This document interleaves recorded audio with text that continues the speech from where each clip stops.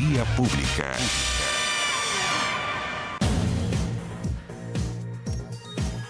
¿Qué tal? ¿Cómo están ustedes? Bienvenidos a Vía Pública. A menos de 24 horas de que Carol Cariola asumiera como presidenta de la mesa directiva de la Cámara de Diputados, parlamentarios republicanos y del Partido Social Cristiano presentaron una moción de censura contra la mesa. Está recién formada. Usted sabe que incluye además a los diputados Gaspar Rivas, hasta hoy del PDG, porque entiendo que fue echado, expulsado, dado de baja de su partido. Pero bueno, eso ocurrió hoy día en la tarde. Y Erika Edo, de la Democracia Cristiana, como vicepresidentes. La razón de esto sería el supuesto intervencionismo del gobierno de prometer a la vicepresidencia, al PDG, a cambio de votar a favor de la diputada comunista como presidenta de la mesa. Lo curioso es que al momento de la votación había una bancada de solo 2 diputados del PDG. Una de ellas, la diputada Medina, votó por la otra mesa y el diputado Gaspar Rivas por esta mesa. O sea, hablar del PDG total es un poco mucho cuando termina siendo de una persona y esa persona hoy día fue expulsada de ese partido. Es la realidad de nuestra política. El próximo lunes se vota esta medida en el Congreso. Menos de 24 horas, ¿eh? Menos de 24 horas del triunfo de Carol Cariola, ya hay una moción de censura. Cuando uno censura a uno, censura a todos, cae toda la mesa si es que eso ocurriera. 24 horas, no sé si es récord. Bueno, una moción de censura es una práctica que existe en muchos países. Claro, lo que pasa es que en los países, los regímenes parlamentarios, puede ser más frecuente, o sea, es más frecuente que en los regímenes presidenciales, obviamente, pero no generan los traumas que pueden generar en un sistema como el nuestro. Es decir, las mayorías forman gobierno y las mayorías son más dinámicas, más fluidas en los regímenes parlamentarios, pero yo hasta donde recuerdo, hasta donde yo sé, tenemos un régimen presidencial. La historia de Chile, desde el colegio, claro, desde el 91 al 25, pero el siglo antepasado y pasado, una república parlamentaria donde donde el Parlamento iba cambiando en mayorías para allá y para acá. La estabilidad de la democracia chilena hoy día está basada en otros principios. Por eso llama tanto la atención, es tan inusual lo que está pasando. Bueno, en este caso, según norma la ley orgánica del Congreso y el reglamento de la Cámara de Diputados, ocurre cuando una moción de censura como esta, cuando una cierta cantidad de diputados presentan esta acción con tal de remover a la mesa de la Cámara completa. Lo que se hace es que la moción se somete a votación, eso será el lunes, y tiene que aprobarse con la mayoría de los diputados en ejercicio. En caso de que se tengan los 78 votos requeridos, a la cantidad de diputados y diputadas que hay en nuestro país, se disolvería entonces la mesa y aquellos que ganaron designan a una nueva mesa. Estaba movida la política, estaba a veces impredecible la política en nuestro país. Sigue estando, hoy para algunos analistas, lo está más aún hoy día que ayer. Se ven visos de concordia frente a desafíos futuros que están bastante transversalmente aceptados, como por ejemplo el tema de la seguridad, como por ejemplo en materia de crecimiento económico, por nombrar 2 temas, ¿para qué hablar de la salud? Hay o se ve en el panorama nacional un intento de, insisto, concordia y acuerdo para superar esto. No se ve tanto, más bien se ve todavía mucha división. Alguien dirá que tiene que ver con que es un año electoral. Puede ser, dejémoselos a los expertos que hagan ese análisis. Vamos nosotros a la mesa de conversación.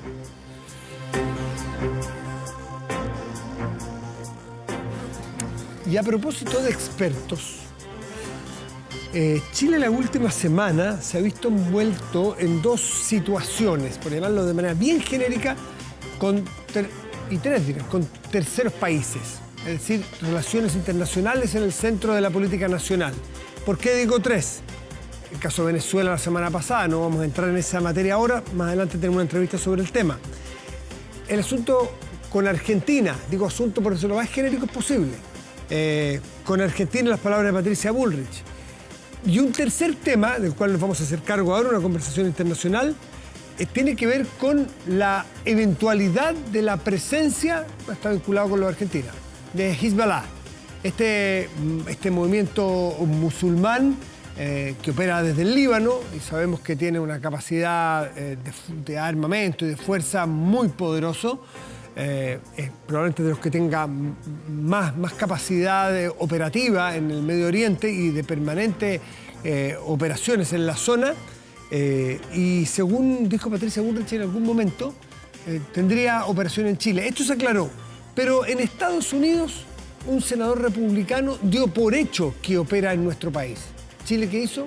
Reaccionó. ¿Cómo reaccionan los países? Como se debe hacer, no con declaraciones ni por Twitter, a través de la diplomacia y sus canales. ¿Y cuáles son los canales que tienen los países en diplomacia para conversar con los otros países? Sus embajadores.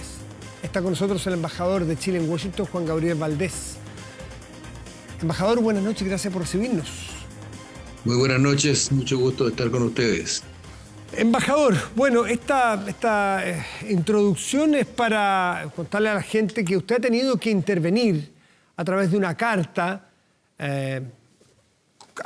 solicitando, o más bien haciendo ver el que a Chile, a juicio suyo y de nuestra diplomacia, a Chile se le ha faltado el respeto por establecer o dar por establecido y hecho que en Chile opera Hezbollah, cosa que hasta donde sabemos no hay noticia al respecto. Cuéntenos este contexto y cuál es la reacción de Chile. Bueno, nosotros sabemos bien que en las democracias los parlamentarios pueden tener las opiniones que deseen y pueden expresar las opiniones que quieran. Y por lo tanto, nuestra intervención en ningún caso cuestiona ese factor. Pero cuando un parlamentario tiene hechos o presenta como un hecho una situación que no está basada en la realidad y en segundo lugar hace suposiciones acerca de por qué eso ocurre, que son hirientes desde el punto de vista de dos países amigos, naturalmente que nos parece que la representación de Chile tiene que plantear claramente cuáles son sus puntos de vista.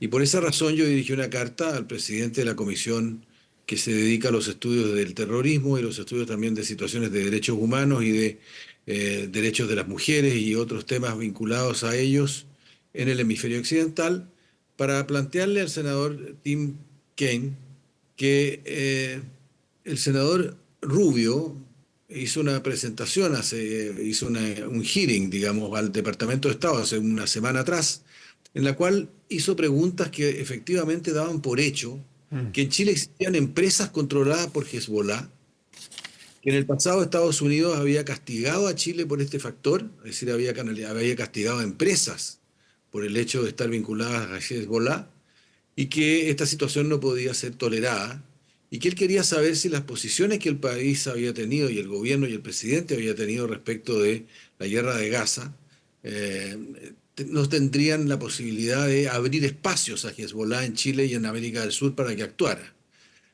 A mí me pareció necesario que se supiera en el Senado y que supiera esa comisión en particular que en Chile no existe ninguna compañía que haya sido jamás castigada por Estados Unidos en materia o por sus vinculaciones a grupos terroristas, que no ha habido nunca en Chile es un factor como ese, y que en segundo lugar hoy día tampoco hay ninguna empresa controlada por Hezbollah como lo planteó el senador Rubio.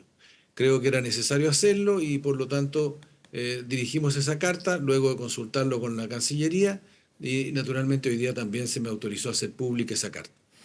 Sí, esto tiene que ver, esto ocurrió el 11 de abril en una sesión del Subcomité de Relaciones Exteriores del Senado, donde se solicitaba al presidente Biden que declarara al Tren de Aragua, por ahí parte, al Tren de Aragua sí, como una organización criminal transnacional. Y sí, bueno, y en ese contexto el senador Rubio pide la palabra, y disculpe, embajador, porque a lo mejor no todas las personas que nos ven o nos escuchan están al tanto de qué cosas dijo, por sacar a colación una o dos cosas. Dice el senador Rubio, que tenemos sanciones a las empresas dirigidas por Hezbollah con sede en Chile. Lo da por hecho, o sea, no es que me han contado que averigüemos si es que ocurre, no, dice que tenemos ya, o sea, habla en pasado, ya sanciones a empresas de Hezbollah que operan en Chile, pero Chile se ha abstenido de designar a Hezbollah como organización terrorista. ¿Creemos que están haciendo lo suficiente, se refiere a Chile, a reprimir las operaciones de Hezbollah en el país? ¿Y qué estamos haciendo? ¿Qué le estamos comunicando sobre lo que esperamos que hagan? ¿Qué le respondieron a usted sobre la carta, embajador? Yo quisiera agregar a lo que has dicho el tema de que el señor Wells, que es la persona del Departamento de Estado que estaba presente, Mark Wells. Mark Wells, le dijo básicamente que naturalmente que estamos todos atentos a cualquier posibilidad de que haya una intervención de algún grupo terrorista del Medio Oriente en Chile o en América Latina. Eso es lo que trabajan en conjunto hoy día la PDI y el FBI, que están en permanente contacto por distintas razones. Por lo tanto, había una respuesta muy positiva de parte del gobierno americano que no solamente dice eso, sino que dice que no hay ninguna... el presidente Boric no solamente es un gran defensor de los derechos humanos, sino que es una persona que cuenta con la amistad de los Estados Unidos y que dirige un gobierno que es amigo y que colaboran las policías de una manera muy efectiva. Creo que es importante rescatar y destacar la opinión del subsecretario del Departamento de Estado porque muestra la relación que existe entre Chile y los Estados Unidos, que naturalmente no tiene por qué compartir esos puntos de vista el senador Rubio. Él es el senador Mark Wells, que es subsecretario adjunto para América Latina y el Caribe, o sea, conoce los temas de nuestra región. Le responde al señor Wells, y me gustaría que usted ya lo analiza en parte. Dice, senador, gracias por la pregunta. El presidente Boric ha sido un firme defensor de las cuestiones de derechos humanos. Dice, Chile tiene una población musulmana bastante grande allí que habla con respecto a cuestiones relativas a Israel. Hemos estado trabajando en estos temas. Dice, ciertamente tenemos cooperación con las autoridades chilenas en todo el espectro. Mucho de eso se trata de desarrollar capacidades, así como de compartir información respecto a las investigaciones de Hezbollah y el Tren de Aragua. ¿Qué informaciones hay sobre Hezbollah particularmente en Chile? ¿A qué se refiere el subsecretario Wells? Bueno, en definitiva yo estoy esperando porque me han señalado que el Departamento de Estado va a hacer una misiva al Congreso para explicar los puntos de vista que expuso el señor Wells a la comisión del Congreso de la cual estamos hablando. Pero me interesa decir de que yo no envié esa carta sin antes consultar con la policía chilena y nosotros tenemos representantes de la PDI en nuestra embajada. Consulté con ellos y ellos consultaron a su vez y la respuesta de la PDI es clarísima. No hay ningún antecedente que permita decir o permite iniciar una causa o una investigación sobre la presencia de esa organización en Chile. En el pasado hubo rumores, particularmente después de la caída de las Torres Gemelas, de que ese grupo podría tener vinculación con el triángulo que está entre Paraguay, Brasil y Argentina, y que ahí podrían haber vinculaciones con algunos grupos, con la zona franca en Iquique, pero todas esas investigaciones terminaron en humo. Vale decir, no hubo ninguna posibilidad de llevar a nadie a los tribunales porque no había ninguna posibilidad de probar ningún delito en el envío de dinero de un lado para el otro. Así que efectivamente la presencia de Hezbollah hoy día está desmentida. Entiendo que además el director de la PDI lo dijo hoy día públicamente. Así que no entiendo bien tampoco esa referencia, pero lo que sí me parece que hay una confusión en el sentido de que aquí hay una gran población musulmana, porque lo que hay en realidad son chilenos de origen palestino que efectivamente son proporcionalmente a nuestra población es el grupo más grande de palestinos que hay en el mundo. En el mundo, claro, exactamente. Fuera del Medio Oriente. Sí, otra de las intervenciones de Rubio hace hincapié específico, ya hablamos del tema de estas supuestas empresas de Hezbollah en Chile, que las da por hecho. Pero otra cosa es, mete en su ecuación al presidente Boric, dice, déjeme ser claro con mi pregunta, le dice Rubio al subsecretario Wells. No estoy de acuerdo con alguna de las posturas que el presidente Boric ha adoptado respecto a Israel. Eso es claro y es evidente, ¿no es cierto? Pero mi pregunta es si esa retórica se refiere a la postura del presidente Boric, ¿se traduce en una falta de voluntad para confrontar a Hezbollah como una organización terrorista extranjera y amenaza que plantea en la región? ¿Cómo puede leerse que un senador haga una especulación de ese tipo diciendo, a ver, el presidente Boric tiene una posición frente al tema de Israel, lo que ocurre en Gaza? Eso entonces le da pie para pensar que puede, vamos a decirlo en chileno, que mira para el otro lado si es que hubiera empresas o Hezbollah operando en nuestro país. Eso, haciéndose el leso un poco en buen chileno, usted no se lo ha olvidado el chileno que está en Washington. Eso, ¿cómo se configura políticamente en un acto de qué tipo? Yo insisto que los parlamentarios siempre tienen el derecho a decir lo que se quieran y hay una libertad clara todos los congresos del mundo. Pero uno también tiene el derecho, ¿no es cierto?, como país, a reaccionar frente a una pregunta de esa naturaleza porque esa pregunta es injuriosa. Es decir, suponer de que el presidente de Chile tiene una actitud de menosprecio al problema del terrorismo en el mundo, o tiene una actitud liviana frente a la posibilidad de que un grupo como Hezbollah se instale a dirigir empresas en Chile, a mí me parece que es una falta de respeto, y eso es lo que le he comunicado al senador Kane, en el sentido de que allí, en esa opinión, que él tiene todo el derecho a dar, yo no lo discuto, pero hay una evidente falta de respeto a Chile y al carácter de Chile y a la forma como se ha desarrollado la democracia en Chile y nuestra colaboración y amistad con Estados Unidos. Por lo tanto, me parecía necesario reaccionar ante eso. ¿Y usted tiene posibilidad como embajador de establecer algún vínculo con el senador Rubio? Porque una cosa es que usted haga un alegato oficial con la carta, pero otra cosa es establecer un vínculo de diálogo transparente, abierto, pero personal, para hacerle ver cuál es la realidad, o al menos la mirada que Chile tiene respecto a Hezbollah, y sobre hacerle ver que a juicio de Chile, usted, senador Rubio, está en un error, o eso no se puede hacer en diplomacia. No, por supuesto que sí, yo podría visitarlo y podría decirle eso, si él quisiera. Naturalmente que yo sospecho, digamos, y me parece más bien evidente de la carta misma, de que hay una carga ideológica ahí que hay que hacerse cargo. Naturalmente, decir de que el presidente de Chile puede, como has dicho, mirar hacia el lado cuando efectivamente está actuando una organización del carácter y de la dimensión de Hezbollah en Chile, es una presunción que demuestra, digamos, una distancia muy grande de lo que es, con lo que es la democracia chilena, un desconocimiento profundo de lo que es este país.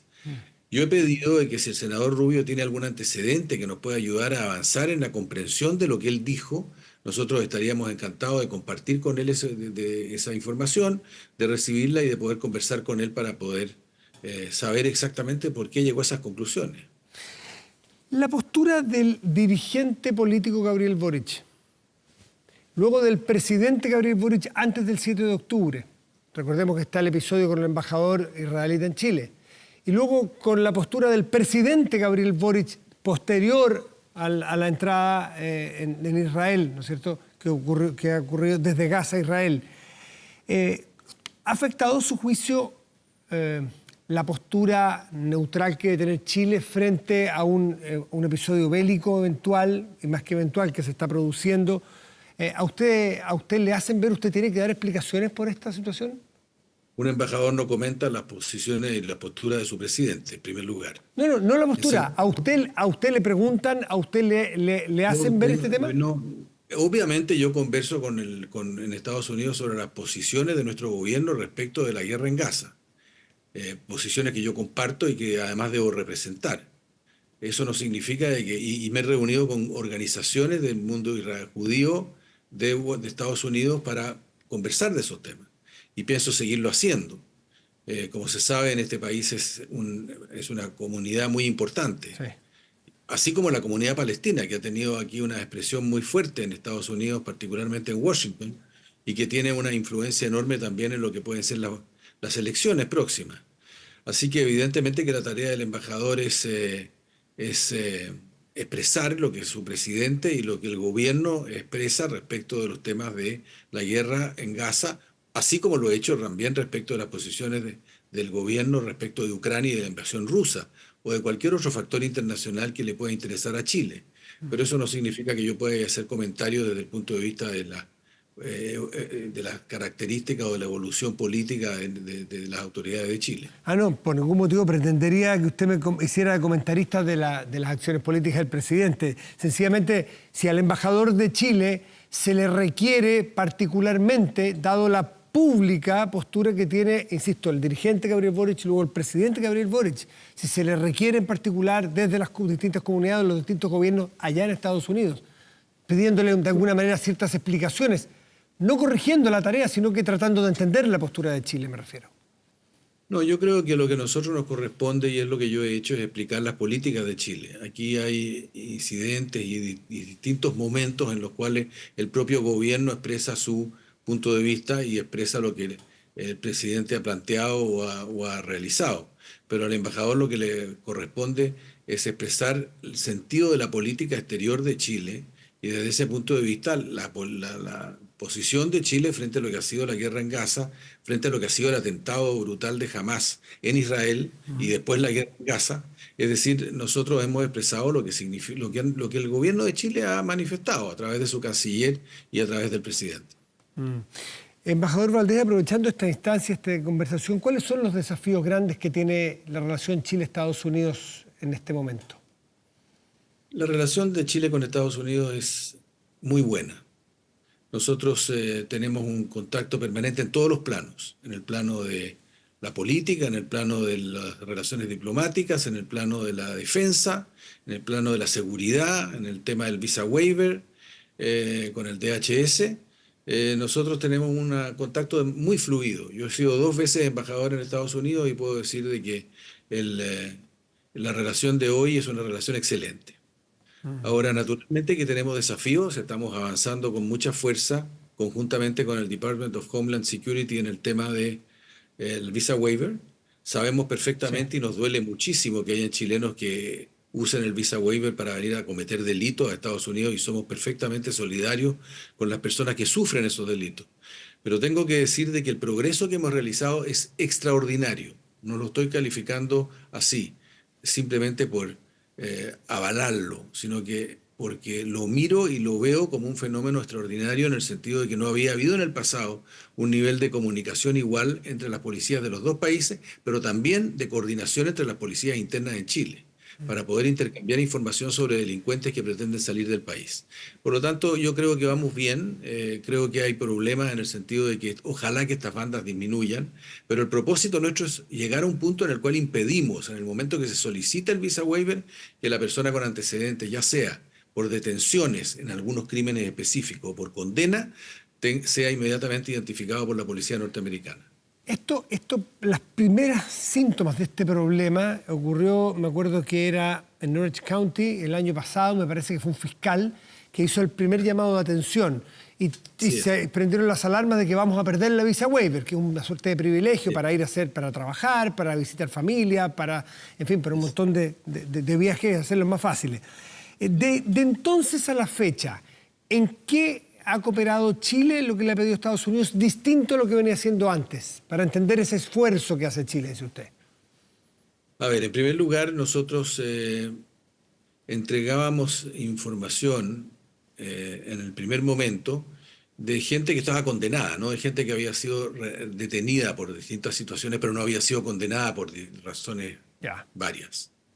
Hoy día estamos entregando la información después de ponernos de acuerdo y de firmar un acuerdo en julio del año pasado, que lo suscribió la embajadora Mijan con el subsecretario Monsalve en La Moneda de Santiago, de intercambio de información para delitos graves. Después de ese acuerdo, no sé qué número matemático podría usar, pero se lo voy a decir en números precisos. En el periodo anterior a ese, por ejemplo, hubo 77 avisos de la policía chilena a la policía norteamericana desde el aeropuerto, diciendo van personas que tienen antecedentes. Después de eso hemos pasado a números arriba de 1000, en cuestión de meses, arriba de 1000. Y pensamos naturalmente continuar, porque en el minuto actual el trabajo que se está haciendo desde el punto de vista técnico de conexión de sistemas de computación que permitan entregar la información, va a llegar un momento en que vamos a poder hacerlo cuando la persona solicite el visa waiver. Eso le voy a preguntar. Esa alarma salta, embajador, cuando la persona en el computador está pidiendo su visa y aparece, ¿tiene antecedentes? O como usted me acaba de decir, cuando se está embarcando. A eso queremos llegar. O sea, queremos llegar al punto en el cual la persona, cuando solicita el visa waiver, las autoridades de ambos países intercambian la información. En este momento solamente se está tomando en los aeropuertos y eso ha permitido que algunas personas que desean delinquir en Estados Unidos viajen a otros países de América Latina con carnet de identidad y luego utilicen el visa waiver para salir desde ahí, saltándose el control policial, porque ese control policial no existe desde Argentina o desde Brasil o de algunos vecinos. Por lo tanto, lo que nosotros tenemos que hacer ahora es avanzar a un punto en el cual, en el momento que la persona solicita el visa waiver, se produce el intercambio de información y por lo tanto se le puede negar inmediatamente el visa waiver. ¿Y qué tipo de información solicita Estados Unidos para cruzarla y tomar la decisión del visa waiver? ¿Alguien que haya tenido una condena, que esté en un proceso judicial, que haya tenido denuncias, en fin, qué antigüedad la condena? ¿Cuáles son los criterios? Yo no quisiera llegar al detalle, pero lo que sí podría decir es que en un inicio eran solo condenas y Estados Unidos planteó que evidentemente tenía que también informarse y esta información la tenía Carabineros, acerca de personas que habían sido detenidas, pero que por distintas razones, incluso personas que habían cometido reiteradamente el mismo delito, pero no habían sido condenadas nunca por razones de distintas razones. Ok. Entonces, esa información era necesaria, por lo cual se creó un equipo de trabajo en el cual está el Ministerio del Interior, está el Registro Civil, está Investigaciones y está Carabineros. Y en ese grupo de trabajo con el DHS en Estados Unidos se ha avanzado en definir el tipo de delitos que son aquellos que una vez cometidos harían que las personas no puedan entrar a Estados Unidos. Perfecto. No son todas las faltas que la persona comete en su vida y que pueden llevarlo en un momento dado a ser arrestado por Carabineros, sino que son algunos delitos mayores que son los que fijan la lista de personas a entregar. Perfecto. Por último, embajador, ¿a usted usted siente que en algún momento estuvo en riesgo la visa waiver para chilenos? Yo creo que en algún momento Estados Unidos consideró que nos interesaba menos de lo que nos interesaba, para ponerlo de alguna manera. Cuando nosotros le expresamos efectivamente que había un interés enorme en Chile por esto y que nosotros estábamos dispuestos a avanzar en un en un ejercicio que era difícil para nosotros. No es fácil esto que se ha hecho. Y los esfuerzos que han hecho las organizaciones que he mencionado son, por eso repito, extraordinarios en muchos sentidos. Pero también la paciencia del DHS ha sido algo para valorar. Y yo creo que también es cierto que hay que decir, aquí hay dos puntos que señalar. El primero es que esto no es solo útil para Chile, esto también es útil para Estados Unidos. Porque los países que tienen visa waiver son muchos. Y la manera de trabajar con ellos es una forma que se está desarrollando más aquí que en otras partes. Vamos a decir, aquí hay una especie de ejercicio de cómo se debe llegar al punto en el cual Estados Unidos transforma sus servicios consulares en un cuadro en el cual lo automático es lo que rige. En segundo lugar, quiero decir de que hay muchas veces, por ejemplo, el fiscal Spitzer, que es el que usted mencionaba por el tema del inicial, claro, lo ha señalado varias veces en Twitter. Él señala el visa waiver como si fuera una especie de exención de cualquier entrega de información cuando es al contrario. Cada vez hay más información entregada entre las dos policías, a veces más que lo que había antes cuando había que hacer la cola y había que estar esperando para una entrevista para la visa. Por lo tanto, creo de que hay que revisar incluso el nombre del tema porque no es una especie de liberación de visa en absoluto. Es una visa que trabaja desde el punto de vista electrónico, que trabaja en la base, se construye sobre la base de la cooperación de las dos policías, pero que extrema la capacidad de entregar información sobre una persona. Juan Gabriel Valdés, embajador de Chile en Washington, nos atiende desde la capital norteamericana. Muchísimas gracias por estos minutos y esta conversación, Juan Gabriel. Que esté muy bien. Muchas gracias. Saludos. Buenas noches. Gracias. Hacemos una pausa y volvemos. Espérenos.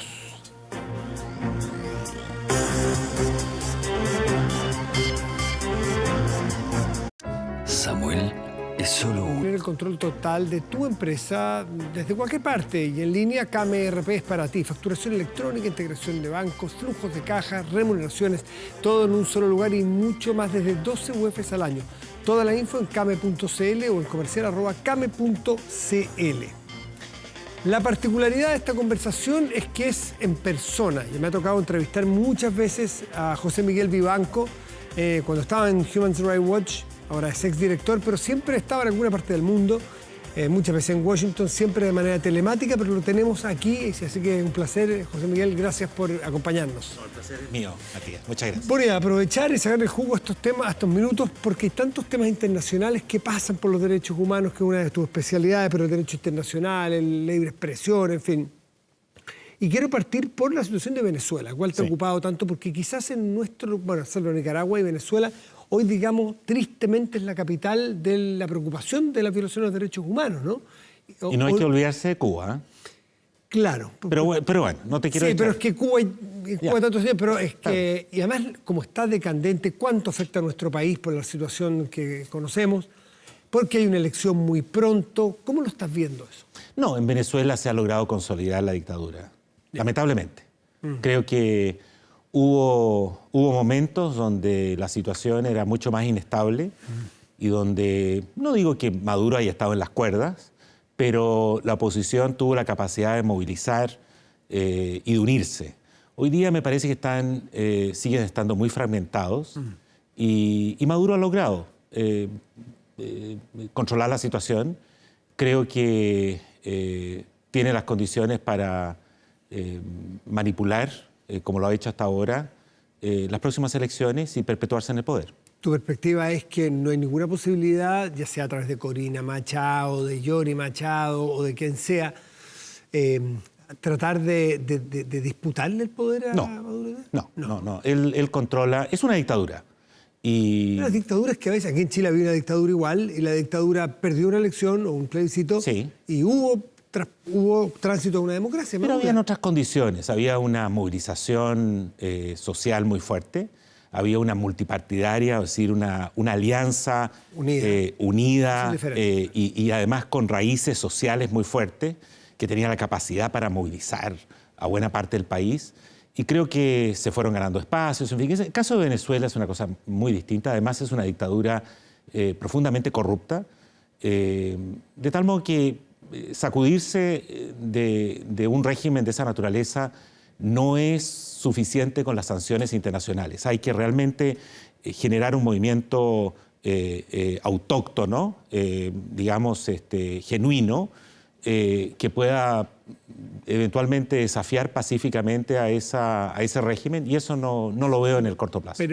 Pero claro, incluso podríamos pensar que si esas son las condiciones, vamos camino al revés, porque cada vez más líderes que se tienen que ir. Leopoldo López ya está fuera, Guaidó no sé si está fuera de Venezuela, me parece que sí. Yo creo que está fuera. Sí, que está fuera también de Venezuela. Sí. 5 millones de personas es el número que uno suele escuchar, no sé si es exacto, que son opositores o no pueden vivir ahí, se van afuera, es decir, parece ser que los que quedan son o los que no pueden salir o los que no quieren salir. Entonces la fuerza interna en contra de esa dictadura no parece que ponga en riesgo ni aquí los próximos, puede ser no sé cuántos años más. No, yo, Matías, insisto, desafortunadamente creo que tenemos a dictadura en Venezuela para rato. Mira, ya. Desafortunadamente, creo que esa es la realidad. Claro, que es un poco lo que ocurre con Cuba, que es otro país que mencionaste que lleva 70 años, pues. Pero en ese caso influye muchísimo 60. La política de aislamiento de Estados Unidos, que es un error.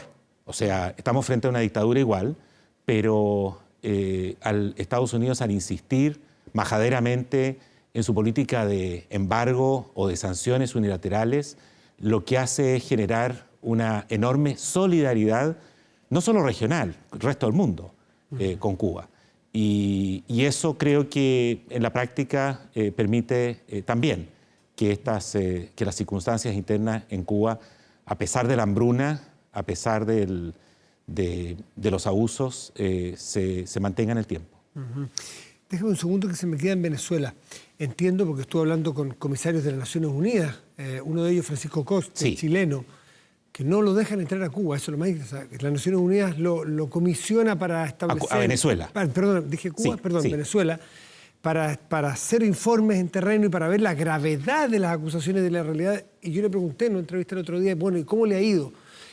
Tendrían que dejarme entrar para que me vaya de alguna manera. Es decir, todo lo que tiene son referencias de personas que le informan desde adentro. Sí, no, claro. ¿Qué información distinta tienes tú sobre la realidad hoy de la violación de los derechos humanos? No, la información fluye, afortunadamente. Las fuentes son sólidas.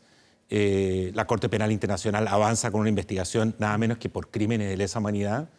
Y Naciones Unidas y Pancho Cox, que hace parte de este grupo de expertos, siguen recibiendo información absolutamente confiable, que da cuenta de un récord de sistemáticas violaciones a los derechos fundamentales. Las peores, probablemente, del continente, como parte de una política de Estado. ¿Y el que tengan que enfrentar eventualmente a los tribunales internacionales puede poner en riesgo de alguna manera la estabilidad de esa dictadura? Yo espero que sí, porque de eso se trata precisamente. O sea, cuando un régimen comete crímenes de guerra o crímenes de lesa humanidad, y en cualquier circunstancia, esto opera en América Latina, en África, en el Medio Oriente, como lo estamos viendo en Gaza, aquellos que puedan estar involucrados en el diseño de ese tipo de políticas y que puedan ser responsables directos por línea de mando, deben responder nada menos que ante la Corte Penal. En el caso de Venezuela es el único estado del hemisferio occidental que está siendo objeto de una investigación de esa envergadura. Y si se llega a término una condena, ¿qué significa en la práctica? No, a ver, estamos en una etapa preliminar donde todo está en manos todavía de la Fiscalía, de la Corte Penal, que tiene que seguir avanzando con la investigación. Esa investigación va a distintas cámaras, o sea, salas de admisibilidad en la Corte. Hasta ahora se han superado todas y el proceso no es corto, va a tomar un tiempo, pero aquí lo fundamental es que responden ante la Corte Penal Internacional individualmente, como personas. No es una sanción genérica, abstracta al régimen. Aquí eventualmente tendrá que ser Maduro y los jerarcas del régimen los que respondan por los delitos gravísimos que han cometido durante estos años.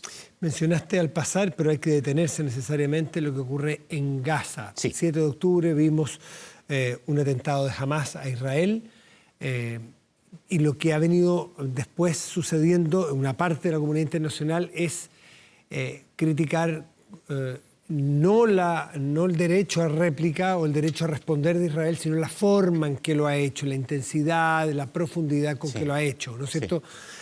¿Cuál es tu visión como experto en este tema? Mira, qué duda cabe que Israel fue víctima de un crimen atroz cometido por una entidad terrorista como es Hamás en su territorio. Eso no tiene precedentes y es un hecho bárbaro, es una barbarie que debe ser debidamente sancionada y condenada universalmente. Y qué duda cabe también que Israel es la única democracia del Medio Oriente. O sea, no nos confundamos. Allí los regímenes que rodean a Israel de democráticos no tienen nada. Sin embargo, la manera como el gobierno de Netanyahu ha conducido las operaciones militares están en violación, en mi opinión, de normas elementales de las leyes del derecho internacional humanitario que obligan a proteger a la población civil y discriminar claramente entre objetivos militares legítimos y aquellos que no lo son. Yo creo que se están cometiendo graves abusos y decir esto no significa que uno sea antisemita, significa simplemente que estamos juzgando de manera crítica la forma, la manera como el gobierno actual ha conducido las operaciones militares. Israel, frente a esa acusación de no ser capaz de segregar dónde están los blancos militares y civiles, sostiene que jamás utiliza a la sociedad civil como escudo. Es cierto, y eso es cierto. Y eso es un crimen de guerra, el que un grupo armado, un grupo irregular armado o un Estado se intente parapetar en el conflicto con civiles y recurran a escuelas o hospitales. Eso está absolutamente prohibido en el derecho internacional humanitario y per se es un crimen de guerra. Sin embargo, el agresor, el que utiliza la fuerza letal, tiene la obligación, aún así, de diferenciar. ¿Cómo podría hacerlo para para poder responder en derecho o poder responder porque te atacan, invaden tu país? Vas a tu agresor y tu agresor, esta es la teoría que esboza siempre Israel, ¿no es cierto? Y que su agresor se esconde, por ejemplo, debajo de los hospitales. Sí, y te agrego más. Israel dice que ellos avisan con anticipación a los civiles para que abandonen esas zonas que van a ser... Pero es que no siempre pueden los civiles irse. Lo que ocurre es que esos civiles no pierden su calidad de civiles y no se convierten en objetivos militares legítimos simplemente porque están avisados. La obligación de aquel que usa la fuerza letal es tomar todas las medidas necesarias, todas las posibles, para hacer esa distinción. Es decir, la guerra, incluso la guerra, tiene las reglas. Y no tiene... Como pregunta sencillamente, no como una afirmación, ¿no hay algún momento donde de alguna manera se legitima el poder atacar si tú das aviso, por ejemplo, 30 días, 60 días, es decir, nosotros vamos a atacar a ese blanco porque ahí tenemos claro que hay, por ejemplo, armamento, o ahí se esconden los grupos que son mi blanco, se tiene que correr la población civil? En derecho internacional humanitario no existen precedentes de esta naturaleza. Es una materia que yo he estudiado muchísimo porque he realizado investigaciones directas en el conflicto armado en Colombia, por ejemplo, donde se presentaban dilemas similares entre la fuerza pública, las fuerzas militares del gobierno colombiano, del Estado, y grupos irregulares armados, fundamentalmente la FARC. Ese tipo de disyuntivas y dilemas se planteaban a diario. Y lo cierto es que en estas materias el derecho es muy claro. Sencillamente no puedes atacar. La obligación de aquel que usa la fuerza letal es de tomar todas las medidas. Si no es posible hacer esa distinción que es absolutamente elemental en derecho, no es posible el ataque. Quiero volver a aprovechar tu presencia aquí porque tantas veces hablamos de lo que ocurría en Chile. Human Rights Watch, no sé si tú viniste personalmente Sí, en claro. su momento, ¿cierto? Sí. Yo vine porque el presidente Sebastián Piñera me lo pidió. O sea... hacer informes sobre... A propósito de los... del 18 de octubre, lo que ocurrió después, las acusaciones de violación de los derechos humanos. Así es. Varias instituciones, Human Rights Watch, Amnesty International y otras más, vinieron a hacer su informe. Y en varios informes, al menos en 3 que yo recuerdo, se establecía que hubo violaciones de los derechos humanos, más no sistemáticas. Sí. ¿Cuál es tu mirada con la perspectiva del tiempo? ¿Ha cambiado algo?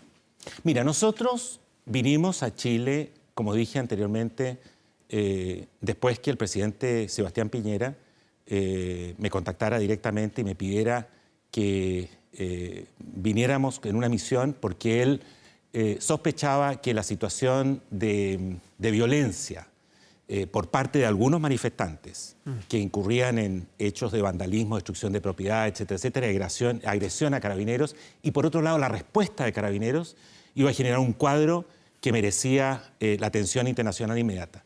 Por eso nos constituimos en Santiago a las semanas del estallido social y pudimos documentar efectivamente que se estaban cometiendo violaciones a derechos humanos, especialmente por parte de la fuerza pública cuando utilizaban las escopetas que lanzaban estos perdigones y la manera como utilizaban esas escopetas. A las 2 semanas de estar acá, o 10 días incluso, le solicitamos al gobierno que se suspendiera el uso de las escopetas antes que sacáramos nuestro informe final. ¿Ocurrió? Porque el mismo día, a las 4 de la tarde, esta reunión la hice a las 11 de la mañana en La Moneda, con el ministro de Interior de la época. A las 4 de la tarde el general a cargo de Carabineros de la época ordenó la suspensión, esta vez temporal, pero se mantuvo en el tiempo, de la escopeta. La colaboración que nosotros recibimos por parte del gobierno del presidente Piñera fue plena, y también de la fuerza pública, los propios Carabineros. Pero las conclusiones son muy sólidas en cuanto a que efectivamente se produjeron violaciones a derechos humanos y también se produjeron delitos comunes por parte de sectores violentos que se manifestaban, que no eran pacíficos, como la gran mayoría de quienes se pronunciaban en las calles, pero que incurrían en graves delitos y que debían también ser debidamente investigados y sancionados. El otro día un analista me hacía me hacía la pregunta, y yo la verdad que bueno que justamente estés aquí, porque yo no soy quien para dar esa respuesta, no conozco el tema de profundidad, pero te lo pregunto a ti, te transfiero la pregunta. Estos 3 informes declararon que en Chile hubo violaciones de derechos humanos. Uno es tu informe, Human Rights Watch.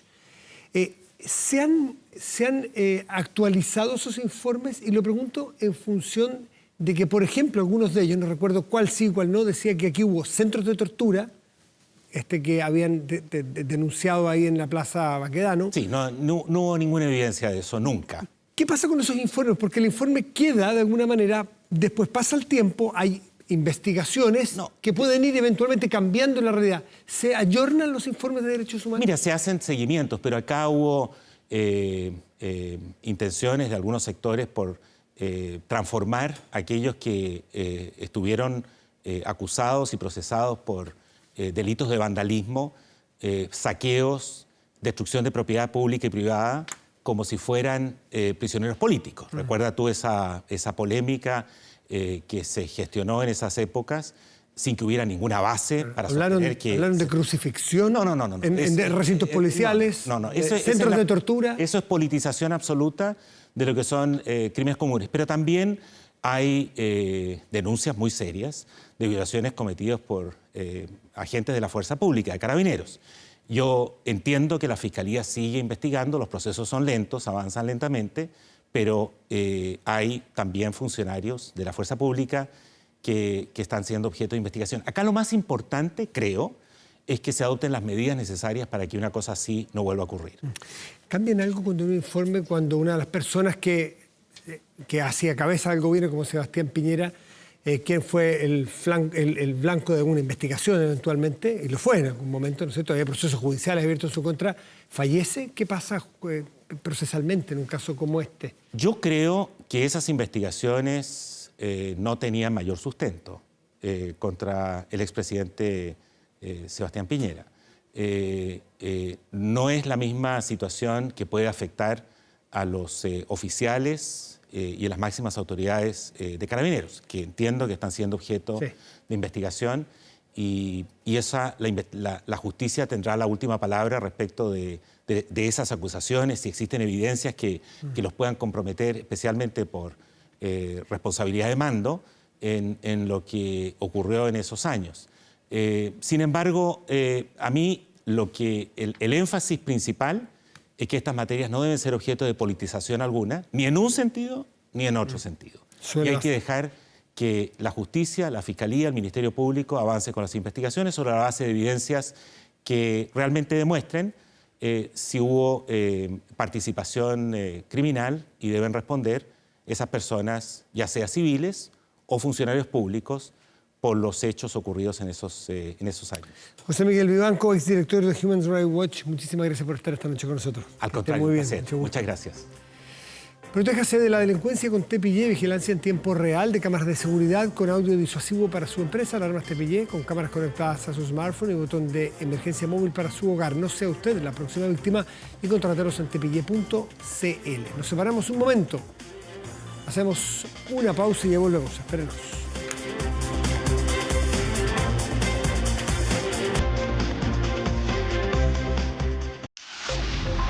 Estamos de vuelta y revisamos de inmediato nuestro portal de contenidos y noticias 24horas.cl, que destaca en este momento: alcalde muere acribillado en Ecuador. Escolta también fallece en medio del tiroteo. Un recrudecimiento de la violencia.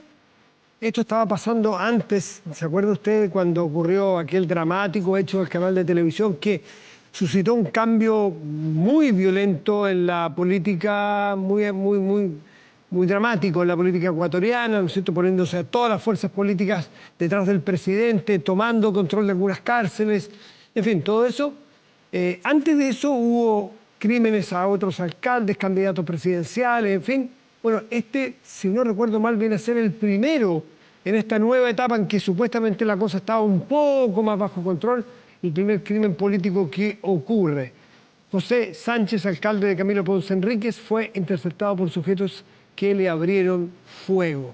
Siguen las complicaciones de violencia en nuestro continente, por algunos países con particulares dificultades. Ecuador, lamentablemente, uno de ellos.